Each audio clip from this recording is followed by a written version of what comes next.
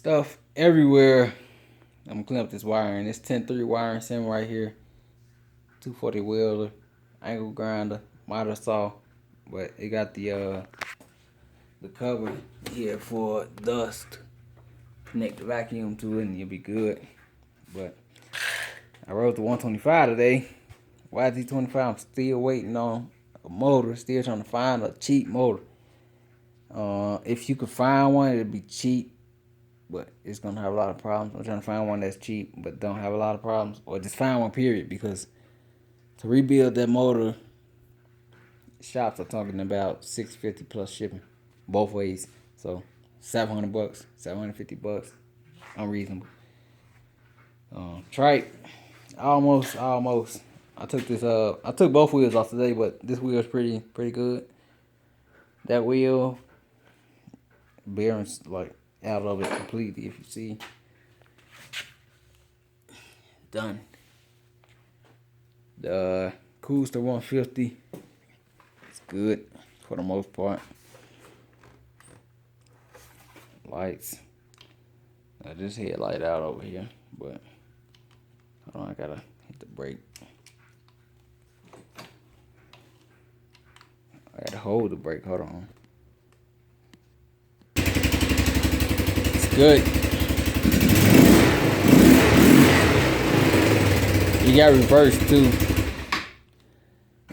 too. This thing's pretty fast, man, but the sway bar in the back,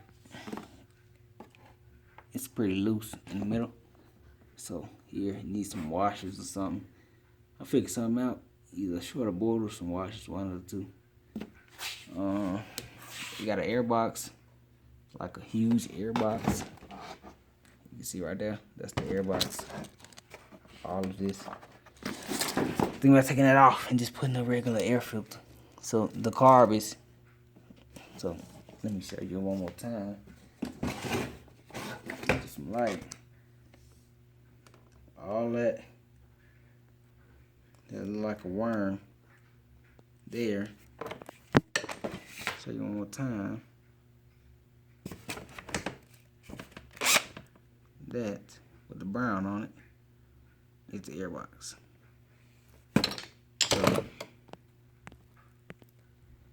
gonna take all that out, put a regular type air filter like you see on this YZ125. Take it all out. Just in a way, it took me a lot to change my car than it should have. I thought this was 6.5 horsepower motor that was on that go-kart. It's an 8. And it's a Briggs and Stratton. I thought it was a Harbor Freight motor. So I took some acetone and wiped it off to find out what it was, because I need to buy an air filter. And I'm letting all the oil run out, because oil was spitting out of the air filter. The air filter's all the way up here, and oil was coming out because somebody overfilled it, or they was having it in the upright position, which that's what I think, but I don't know. It is 11:01. Only reason I'm giving y'all this video because I was off today. Tomorrow.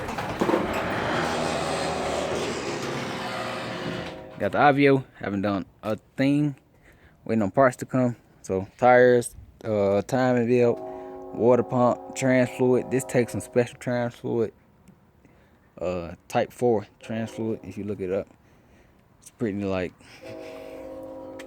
supply and demand type. I got the hole to this. Bent some of it out. It's in the back of this Tahoe, but some of it straightened out, and the rest I'm waiting. Probably take it back to the shop. They got like a metal bending station. Use that. On the Tahoe, I haven't did nothing to the Magnum, I haven't did nothing to the box. On the Tahoe, it was an ATF leak. I'm gonna show you these holes real quick. On the van, I just been hooking up stuff and selling it, and moving everything that I got. Like for real, moving like ATVs, 3 bikes, 4-wheelers, sounds, amps, blah blah blah. Just hooking it up, moving it. Here we go, here we go. So, look at the bottom. You see the rubber hose on the trans line. Somebody had a shorter one on there, and it was connected with a lot of space in between the hoses. And all that space just made it leak, really. So, I redid that. It's good now for the most part. It haven't leaked. And then I tighten it with a quarter drive ratchet. Not as tight as I could, but just tight enough to not leak. I need to get in the tie rod puller set so I can take the inner tie rods off for that transmission for that Malibu. It's been 30 and 40-ish. Today it probably reached about 45, 50, maybe. Still not like the condition you want to go pull the transmission in, so just waiting. Hopefully it's still there next weekend if it's 60-ish or more, please. Cause I mean I could pull that out in about 2 hours. I got a buddy with me, so about 2 hours. Couple bolts, subframe, starter, flywheel, this and that. It ain't too much. Lower balls. I mean, it ain't too much to pull a front wheel drive transmission now, but it's a lot more than you do for a rear wheel drive. So I just don't want to do it in the cold. And then I'm thinking about building a shelf. So put this big boy over there, and then that 4-wheel on top. Just thinking about it. I mean, I might sit in the backyard too. So never know. I don't know. But I'm out. That's all I did for this week. Nothing much work. I've been working from dark to dark, so that's all I've been able to do.